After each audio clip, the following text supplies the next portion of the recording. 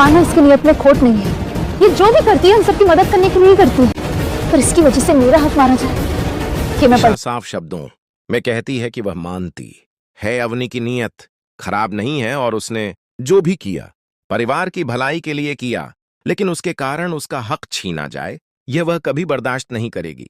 ईशा की बात सुनकर पूरा परिवार खामोश हो जाता है। अवनी भावुक होकर कहती है कि उसने कभी ईशा का अधिकार छीनने की कोशिश नहीं की, बल्कि जो भी किया सिर्फ इस परिवार के लिए किया। इस पर ईशा जवाब देती है कि इरादे अच्छे होने का मतलब ये नहीं कि किसी का अधिकार छीन लिया जाए। तभी सूरज दोनों के बीच आकर माहौल संभालता है और कहता है कि उसकी पत्नी सिर्फ ईशा है और यह सच कभी नहीं बदलेगा, लेकिन अवनी ने इस परिवार के लिए जो कुछ किया है उसे भी वह कभी नहीं भूल सकता। तभी अचानक दरवाजा खुलता है और एक अनजान आदमी घर में प्रवेश कर सूरज को चेतावनी देता है कि उसके परिवार पर बहुत बड़ा खतरा मंडरा रहा है और जो सच वह छिपा रहा है वह अब पूरे शहर के सामने आने वाला है। यह सुनकर सभी हैरान रह जाते हैं। वह आदमी सूरज को एक फाइल देता है।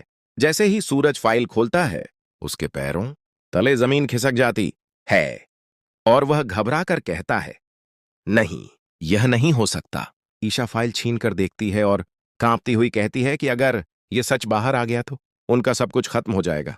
अवनी बार बार पूछती है कि आखिर उस फाइल में ऐसा क्या है, लेकिन जवाब मिलने से पहले ही पूरे घर की बिजली चली जाती है।